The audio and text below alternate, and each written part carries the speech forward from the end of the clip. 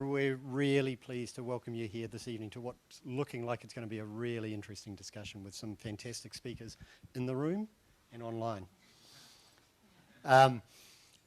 We've been a member of this organisation for a couple of years now, and it just made a lot of sense for us to join.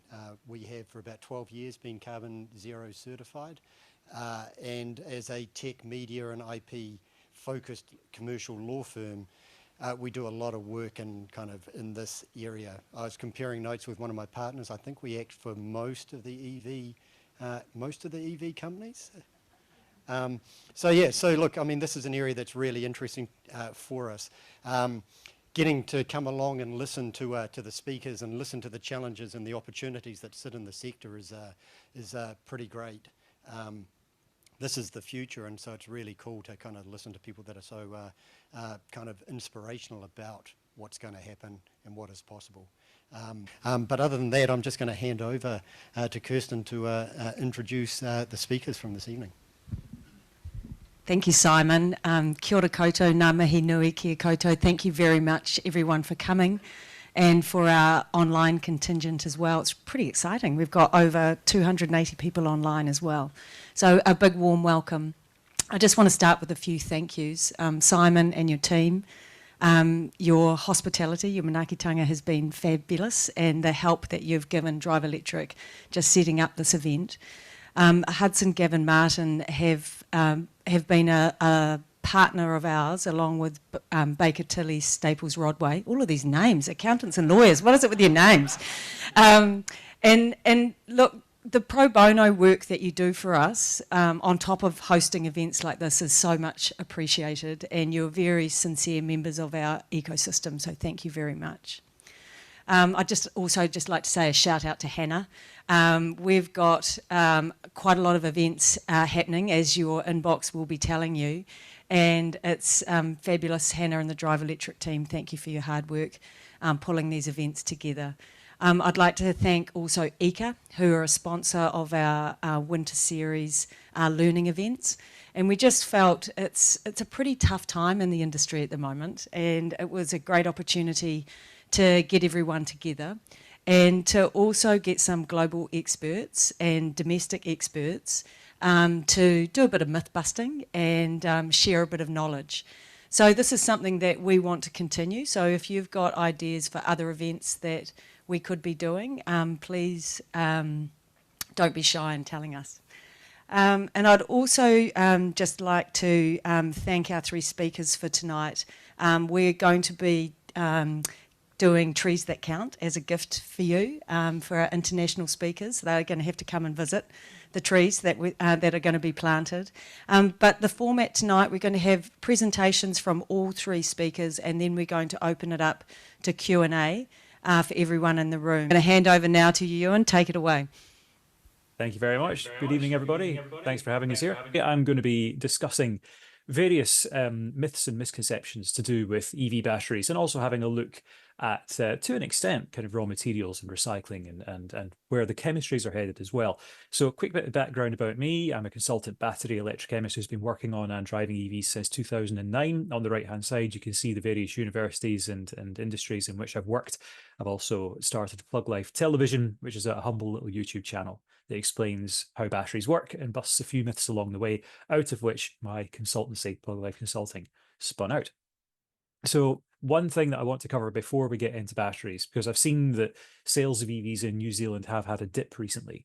I've taken the liberty of running the numbers for New Zealand, looking at a typical electric passenger car versus a petrol or diesel equivalent. And as you can see, you're still saving well over 40% versus a petrol or diesel car, and that's with the introduction of road user charges and with the elimination of purchase incentives. So it still makes absolute sense to switch to electric. And yes, there has been a dent in sales, but we've seen this in other markets where there's been a sudden removal of incentives and the sales have dropped, but they have recovered. Likewise in Scotland, when we introduced fees for charging on the ChargePlay Scotland charging network that used to be free, the use of that charging network took a big hit, but then quickly recovered because demand is continuing to grow. So yeah, people will quickly realize, oh yeah, it's more expensive than it used to be, but it's still a lot cheaper than going petrol or diesel. And that is a headline figure to get out there. So it's actually worth pointing out as well that there are plenty of bargains to be had on the secondhand market in New Zealand just now. Some of those are, yeah, an absolute steal. Those particular EVs that I've highlighted are renowned for their reliability and efficiency. So first and foremost, how long are EV batteries actually going to last in these used EVs that we just had a look at there? Well, batteries will last a lot longer than some people may think. This is Wizzy, the Nissan Leaf taxi from Cornwall. So that one's from 2013, one of the earlier Nissan Leafs to be built, and it managed to clock up 160,000 kilometers. Well, in its kind of when this photo was taken here, and you can see the state of health bars on the dashboard there on the right-hand side. It still had all 12 of them, which means that in theory that battery is still in very good condition. It ended up clocking up 174,000 miles. So divide by 5, multiply by 8, you're looking at well above 300,000 kilometers anyway, in active service over in the space of 4 years. Bearing in mind that that is a very small battery car that would realistically do no more than 140, 150 kilometers per charge. And, therefore was rapid charged quite a lot. The total repairs over that time was one ball bearing. So name one petrol or diesel car that can do that. The battery, that was still the original battery it was on. And that's despite the fact that the Nissan Leaf arguably has the worst designed battery pack on the market because there's no cooling system in it to keep the battery at its optimum temperature. Other EV batteries do have liquid cooling systems and comprehensively outlast even the Nissan Leaf here when it's being pushed to its limits. So part of the reason that EV batteries last so much longer than what you would find in a smartphone, aside from the difference in chemistry, the fact that the battery's kept cool as well, a lot of it comes down to the battery management system. So that monitors the voltage of every cell in the pack, the temperature of the battery pack, it adjusts peak power delivery if things are a bit too hot or too cold for its liking, turns on and off the cooling system, the thermal management system, to keep the battery in its optimum conditions. But also there are state of charge buffers at high and low state of charge to extend the lifespan of the EV battery. So what does that mean? Well, here's another Nissan Leaf dashboard. It says that the battery is fully charged, but if we look at the CAN bus data, take the data from the battery management system in the vehicle, you'll see that actually the state of charge is 97%. So why is that? Well, the reason is that 100% on the dashboard is not 100% in reality. The battery management system blocks off the top few percent of the capacity of that battery to prevent degradation or to reduce degradation considerably. Likewise, blocks off a bit at the lower end to prevent over discharge. So as I say, that helps to massively increase the lifespan of an electric vehicle, whereas a smartphone or a laptop will push the voltage as high as it can go, will push the state of charge as high as it can go to, all for the sake of a few minutes extra runtime, but it does damage the battery and degrade it faster. And then, of course, there are many EVs that do this now. And this is a particularly old screenshot, but there's the customizable state of charge setting that you can have in the likes of the Tesla Model S, which allows you to set the maximum state of charge so that it will charge to between 50 and 100%. And actually, it's worth pointing out that lithium iron phosphate batteries, which we're starting to see in the likes of the standard range Tesla Model 3 and Y, in MG's EVs, in, standard range ones, and in BYD's EVs, they don't mind routine charging to 100%, and that's due to their electric chemistry. But that is a story for the Q&A. If you're interested, I've got some slides on that. But what happens to EV batteries when they die? They are far from dead. So let's have a look at an example from this Kia e-Niro. I'm aware that's in the Nissan Leaf battery pack I've taken a picture of, but let's pretend it came out the e-Niro. When that vehicle was new, it could, it had about 64 kilowatt hours capacity. What is defined as end of life for an EV battery in warranty terms is 70% of that original capacity. But bear in mind that the e-Niro will still be able to do a solid 280 kilometers per charge on 70% of its original capacity. That's more than enough for most people. So you could easily keep using it. But if you do decide that you want to replace the battery pack or replace the vehicle and it's time to retire the car, you can take the modules out of the battery pack and put them into energy storage systems. And there's a couple of options for that, such as this domestic power vault system, which uses old Nissan Leaf modules, if I remember rightly. Now, is that going to last particularly long since you've already got somewhat degraded batteries in there? Actually, it is. So if we have a look at the difference in duty cycles between an electric vehicle and a static energy storage system, the EV is very dynamic. You've got very harsh acceleration, rapid charging, regenerative braking. It's actually quite a hard life for a battery. And even still, they will do hundreds of thousands of kilometers before they supposedly die. Whereas static energy storage is generally much lower loads, much more consistent loads. So it's actually quite an easy life for it. And that reduces that rate of degradation and means that you get even more lifespan out of the module in that other application. Here is a prime example at my adopted home city of Dundee's Princess Street Charging Hub, their flagship charging hub. See if you can spot my car in there. It is in that photo. So that shipping container up on the top left there contains a whole bunch of old Renault Kangoo ZE electric van batteries that are stacked on top of one another. And they're now helping to power half a dozen rapid chargers to power the city's electric cars and taxis. So EVs and their batteries, oh, do they produce more carbon than petrol cars? Are they more carbon intensive?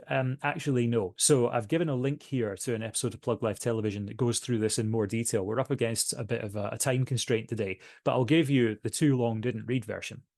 And that is that over an entirely arbitrary and totally easily achievable by any modern EV lifespan of 256,000 kilometers, a 62 kilowatt hour EV, including its battery manufacturing and so on, saves up to 42.7 tons versus an internal combustion engine.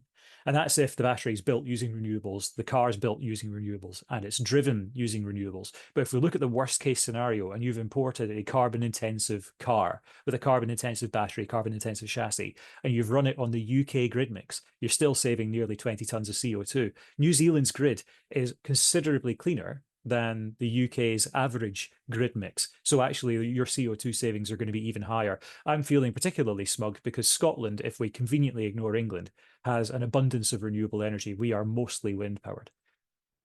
So that is based on pessimistic figures, by the way, for EV carbon intensity, using one of the higher end estimates I've seen for the carbon intensity of batteries, and being very optimistic towards the internal combustion engine and its fuel production. So yeah, that's technically, scientifically slightly inaccurate because I've biased it towards the petrol car, and it still has its rear end handed to it on a plate by an electric vehicle. It's also worth pointing out that the most carbon intensive EV scenario emits less CO2 than just the petrol from a super efficient petrol car, such as the Mark I Honda Insight petrol hybrid. And on that note, there's a study that keeps coming up from Polestar or Volvo, where it's an often debunked study. They said that their XC40 EV needs something like 77,000 kilometers before it breaks even with the carbon emissions of the petrol XC40. But the lifespan of a modern EV battery is easily over 480,000 kilometers, so it's likely to outlast a petrol or a diesel engine. And the 77,000 kilometers is at most 16% of the EV battery's lifespan. So yeah, you are laughing your way to the bank, not just financially, but environmentally as well, with the EV in a worst case scenario where Volvo basically said, well, we've phoned in our decarbonisation efforts, we've not actually done much about it yet. It's also worth pointing out that greener supply chains and gigafactories, not least mandated by regulations such as the EU battery regulation, which will have global impacts, especially for the likes of the New Zealand market. That means that the CO2 break-even point shall continue to get much quicker for EVs.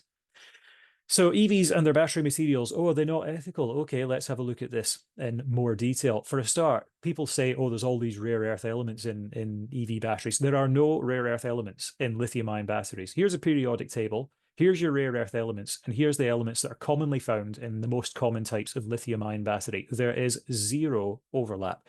So let's just get that right. Lithium, are we going to pillage the planet and run out of it? Well, according to this very old study, there's 14 million tons of lithium on land, which is enough for 1.14 billion 40 kilowatt hour Nissan Leafs. But if that's not enough, there's 230 billion tons of it in the ocean, which is enough for 18.7 trillion Nissan Leafs. So we ain't going to run out.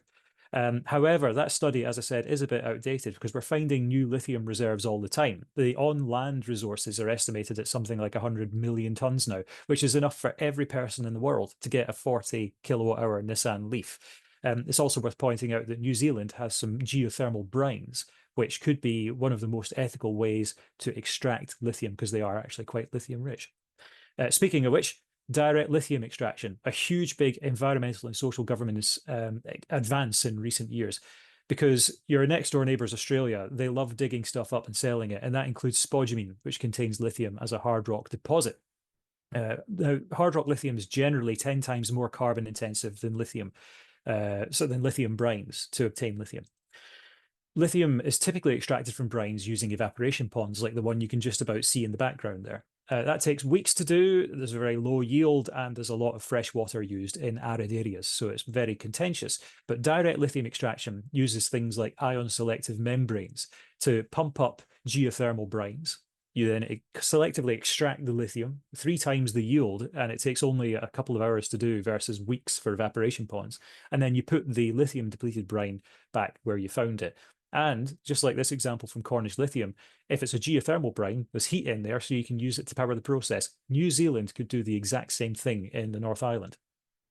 And it's also worth pointing out that there's a UK startup that can also produce fresh water from the very brine from which the lithium has been extracted. So that solves 2 problems in one. And there are now large-scale extractions using these kind of techniques taking place in arid areas of South America, where it could actually seriously help to benefit local communities in terms of water supply.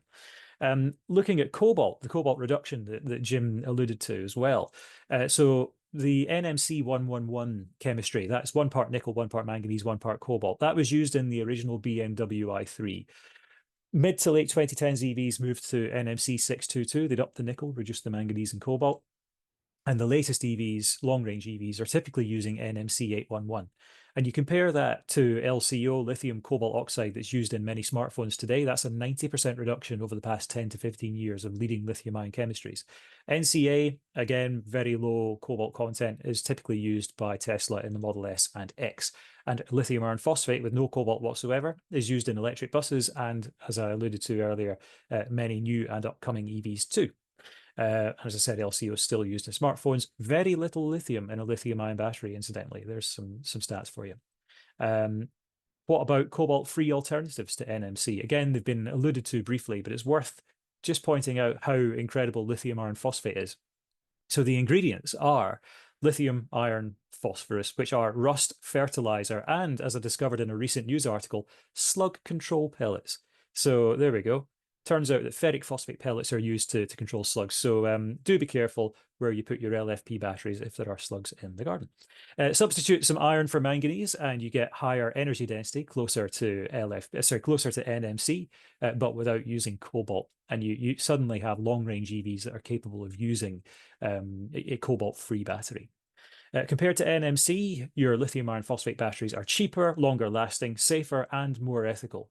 And it's worth pointing out that they are very much tried and tested. This is one of a Scottish company, Ember's, many electric intercity buses. That one does Dundee to Edinburgh and back on 1 charge. That's about a 200-kilometre round trip, where if it's not on the motorway, it's being rapid charged and it's back out on the road 24/7. The earliest examples have clocked up over 650,000 kilometers. The battery state of health of their lithium iron phosphate battery is still in the mid to high 80%. Another exciting one is sodium ion. The ingredients are numerous, but almost all of them are cobalt-free, and the ones that are going to see commercialization will be cobalt-free. The anode or negative electrode can be made from wood waste and other bio-derived materials, so that's very ethical straight away. The cathode positive electrodes can be made from Prussian blue. If that sounds familiar, this might be why. Some grass on his little foot. Now, round brush. We'll go right into some of this brown. A little touch of the Prussian blue. Oh, there he is. There he is. Tap it right in there. Tap firmly. Okay, let's go back up there. Now, maybe. So yeah, it's super cheap. If Bob Ross thought that was expensive, he wouldn't be painting with it. Prussian blue is one of these super cheap, abundant materials and could help to massively reduce the cost of energy storage, not just for the grid, but for electric cars as well. It is less energy dense than NMC, similar to older variants of LFP. It's about 30% cheaper to make versus lithium ion. It's easier, safer, and cheaper to ship as well, because it can be reversibly discharged right down to 0 volts. You can flatten it, ship it halfway around the world, and charge it back up again. So you don't need any kind of complex packaging and fire suppression systems. And also it has minimal capacity loss in cold weather, so you get consistent performance year round. The first sodium-ion EVs have been launched in China, and they have sub 14,000 New Zealand dollar price tags on them. Here's an inconvenient truth about cobalt for petrol heads. So along comes your V8 Range Rover driving common gammon. Oh, what about all the cobalt in your electric car? Well, actually, that's a standard range Tesla Model 3 that we're looking at. And this is a fact for petrol heads here. Cobalt is used in the refining of petrol and diesel. Here's the statement from the Cobalt Institute themselves. Cobalt use to desulfurize petrol or crude oil, I should say, is the highest tonnage usage of cobalt in the catalyst sector worldwide. So more cobalt is used by every single petrol and diesel car on the road than by a standard range Tesla Model 3's battery. So if this guy suddenly changes his tune and go, well, let me just tweet about how bad EVs are, actually more cobalt is used by your smartphone. And I'm not just talking percentage, I'm talking literal actual number of kilos of cobalt. More cobalt is used by smartphones than they are by the latest LFP EVs. So he's going to have to try a different strategy to try and scare people out of not going electric. Ethical cobalt. Most cobalt, as Jim said, comes from the Democratic Republic of Congo. Most mines, of course, are those large open cast mines that was described. I hadn't realized just how much the artisanal mining sector had been decimated recently. So that is in some ways good, but actually there's a whole debate that is worth maybe covering in the Q&A about that. It's not as clear cut as it might seem. Anyway, a small number of mines are /were artisanal because there are very low wages in DRC, there's no welfare state, and there's an opportunity to earn 50% more than a teacher to do artisanal mining. It's very appealing, but it's very unsafe. But the Fair Cobalt Alliance has been established, and that makes sure that artisanal mines are safe, wages are fair, children are in schools, not mines, and it helps people out of poverty and into a better quality of life. Fair Cobalt Alliance members include Tesla, LG Chem, Northvolt, etc., lots of battery companies and EV companies, and many, many more. Oil and gas companies who use cobalt to refine petrol and diesel are conspicuous in their absence. So here's a final myth, if I remember rightly. Vehicle to grid and vehicle to home are bad for the battery. Well, actually, they can be good for the battery. So some people say, well, yeah, you could maybe use your car to power your house, but what if that's just degrading the battery faster and I'm only going to get 5 years lifespan out of it or something like this? Well, some of my old colleagues from WMG have published a fantastic article about this, and they found that done correctly, vehicle to grid can actually improve battery life by around 10%. Now, how is that? Basically, this is a repeat of the previous slide that I showed you. It's a much easier life to power a house that's like maximum 2 or 3 kilowatts load, probably a couple of 100 watts base load, than it is to power an EV. And the fact that the NMC battery that's in most vehicles that can do V2G at the moment won't be sitting at 100% state of charge for as long means that the battery actually enjoys that gentle workout, because the higher state of charge you leave the battery at, if it's NMC, the greater the rate of degradation over many hundreds of thousands of kilometers. But you do actually help to extend the lifespan of your battery pack using V2G done properly. Yeah, but if I'm that confident about it, then why don't I do it? Well, way ahead of you. So let's see what my Leaf's up to just now. There it is, charging away. Or is it charging? Let's have a look. Let's follow the cable, shall we? There we go.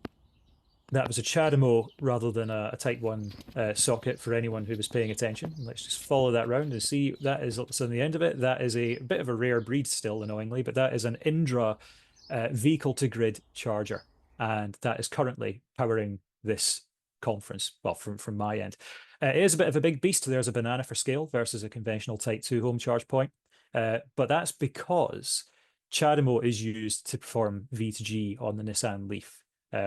That's because the charger is an off-board unit. In other words, it's the actual physical unit you see on the left-hand side. That's the bit that's converting AC electricity into DC that puts into the battery or takes from the battery.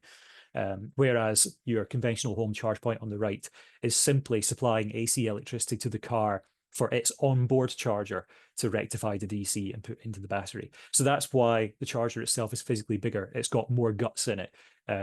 There are some manufacturers that are going to do AC V2G, not least Renault. So that's going to be quite exciting because that means you could have a very small charge point on your house that would do the same job, and it would be a cheaper charge point as well. And it would be the car's onboard charger, which was going to be in the car anyway, and is fractionally more expensive to make bi-directional. That's going to do the hard work. But yeah, I'm a massive advocate of V2G.